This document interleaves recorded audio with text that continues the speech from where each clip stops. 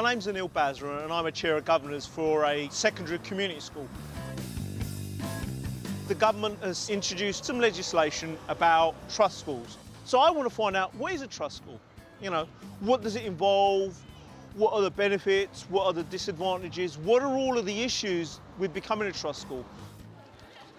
The 2006 Education Act enables all schools to formalise relationships with business and education partners in a charitable trust, which owns the school's assets and can appoint the majority of the governing body.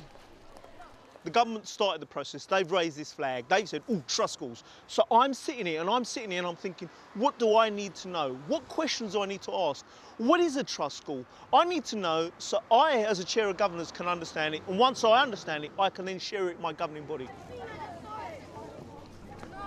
Hi, Anil. Hello. Welcome to Mayfield. Hello. Come with us. Anil Basra's first port of call is Mayfield School in East London. 5 years ago, the school was undersubscribed, and the governors were persuaded a change of status might improve its reputation. They turned Mayfield into a foundation school and acquired some of the powers trust schools will have. Chair of Governors David Backhouse was one of the people who took that decision. He has experience of what it's like for a school to own its assets and administer admissions. To be honest, before we became Foundation, we weren't fully aware of all of the implications. It's like all of these things. You think it's going to be good, and I think it's been an extra workload, particularly now as the school has become more successful in attracting parents, and we're now oversubscribed school. Excellent. So that's good news, and that's not wholly due to Foundation status. So it's a whole range of factors, new senior team, improved examination results, and you put everything together and you attract students to the school. But we didn't really gain any extra income from being a Foundation school. Mayfield School has had to find the money for a new full-time staff member to administer admissions and appeals. At busy times, it has to bring in additional help. And that is a significant cost, and certainly that is not covered by extra income. As our own admitting authority, we have to set up an independent appeal panel. We have to advertise for independent panel members. We have to advertise every 3 years. Oh my God. Last time we advertised, we only got a couple of applicants, and in fact we've just had to re-advertise in the last month or so, which comes out at £600 or £800 a time. That's a cost that we have to bear now, but we didn't realise, it's fair to say 5 years ago, that we were going to have to bear that cost. You have to have foundation status to become a trust school. Mayfield is halfway there, but the current leadership team don't appear to want to go any further. I'm trying to find out a bit more. I'm trying to see what it is that you gain by being a trust school. But you've no inclination to go down that road at the moment? Not at the moment. I mean, what I do, things I do know about trust schools, I know that there are benefits if you're in a community where you've got a big local employer that you've already got links with, where it's obvious who your trustees are going to be. But for us, it isn't. Have I got the time or energy to go searching for trustees and people to become part of our trust? Well, not really. If there comes a point where I can see obvious benefits to doing that, given our context here, then yeah, I'll pursue that if it's in the interests of the children. But at the moment, I don't really have any urgent sense of needing to go down that road. To understand whether Mayfield's views are at all representative, Anil Basra spoke to the chair of the National Governors Association, Judith Bennett. When the white paper came out and the proposal for trust schools was very much to the forefront, it was clearly one of the government's prime objectives. We went to meet with the minister and simply asked, what is the problem that you feel trust schools is the answer to?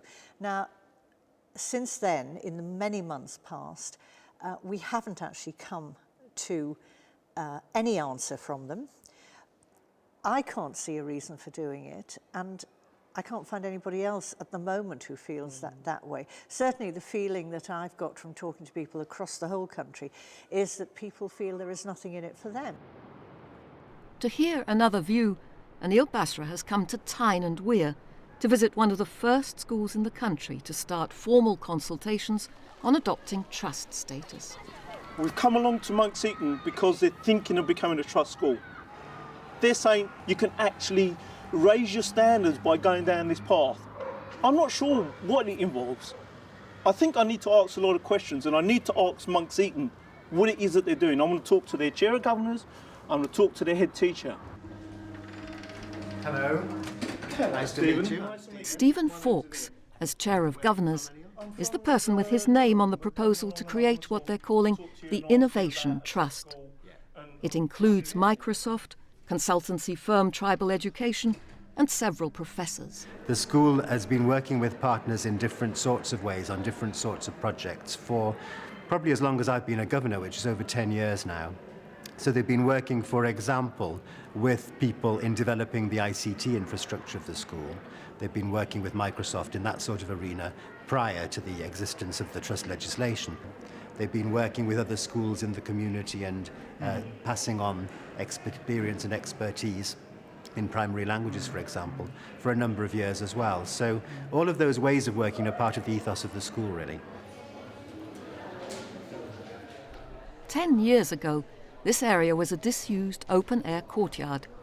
Its transformation was the idea of head teacher Paul Kelly. Here, students can work on Open University degree modules and digital language courses using Microsoft learning programs.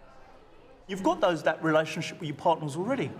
What is it? Why did you feel that you needed to go to that next level? Why did you need to become a trust?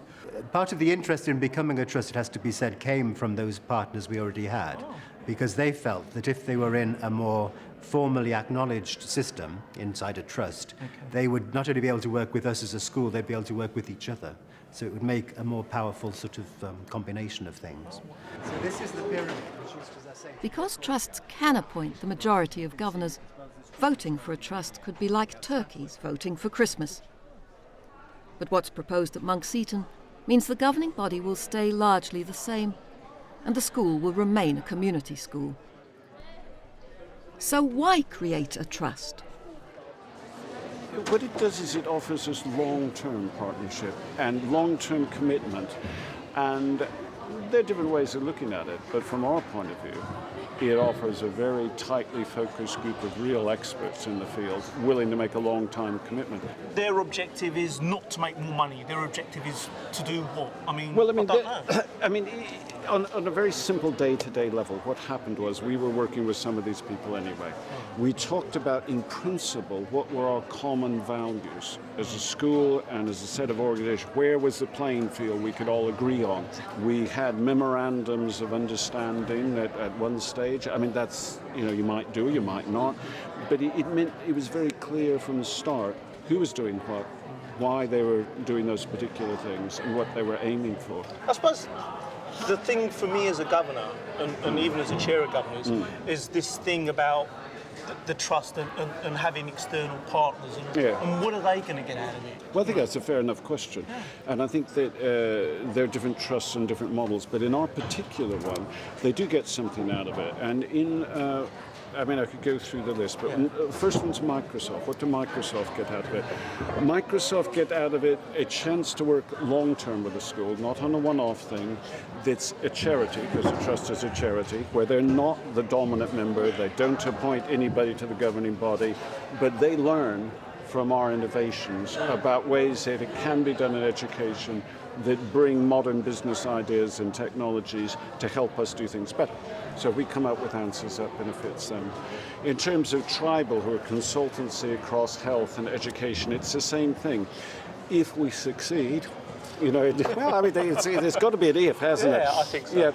If we succeed, then they're there firsthand, and they're able then to share that across the system as part of their consultancy. In other words, they learn from us. I think the questions you've got to ask, will becoming a trust make your children have a better chance? Is it going to be for the good of the children? Well, if it isn't, then why are you doing that? Exactly. Will your governing body be more effective in this way? Is this the only way to attract business governors? And the answer is no. You can do it in other ways and quite effectively in other ways. And ultimately, do you want to take that responsibility on of being the admissions authority, employing your staff, owning the assets? I think that the last thing is that if you get tied up with a trust, at the moment, you can't revisit this and change your mind for 7 years. So for 7 years, I mean, in Monk Seton High School's case, 7 years, they've got Microsoft. Exactly. For the rest of us, this may be the wrong decision, and you've got 7 years to live with it. Do you want to talk me through what you're doing here at the moment? This is the periodic table, and it's showing you all the different metals. Okay, and you need to know what the chemical symbols are for them? Yeah. They're all doing the same thing, so we can all answer the same thing and then determine which one is having the problem understanding what the subject matter may be. So we can look at it and then decide if it's okay. You read the question which it gives you, and then you've got a choice of 4 answers, and you have to click on which one you think's right. Do you always get them right every time? No. Does becoming a trust mean that you're going to improve your teaching and learning policy, your delivery of your teaching and learning? Yeah, that's. I think one of the key issues in our trust is it's creating an environment where you know what works in innovation, you know what doesn't, very quickly. It's like medicine, isn't it? You know how medicine is advancing all the time. Exactly. It's trying to make education more like that, more professional in how it's approaching change, and more able to put in changes that we know are working across the whole school. In the governing body, there's never been any sort of strong argument against this process because of the way the school's been working for the last few years anyway. Because part of our concept of the trust as well is that by working with these international companies, we sort of join up our community here, which is right up in the northeast, right by the coast, on the edge of the country. We join it up with the rest, not only of our country, but the rest of the world, really. In their particular circumstance, I can perfectly well understand that a school that has a relationship with Microsoft would be foolish not to formalise that. But, as you say, they're unique. I can't see that there can be another school in a similar position across the country. One of the key elements to raising standards and maintaining standards is your teaching and learning policy, the consistent application of it across your school. Where trust schools come into this, where there's any overlap between teaching and learning policy and trust schools, we can make our own conclusions. I mean, my personal conclusion is there is no overlap. They're two separate entities. The thing that improves schools is good training for your governing body, commitment of your governing body, good teaching and learning, and sufficient resources. If they give us those things, I think we can achieve anything else, and anything that trust allows us to do, we could do already. It's not one size fits all. It's not this solution is for everyone. Each school has to look at where they are and see whether this solution answers the problem to which they're at.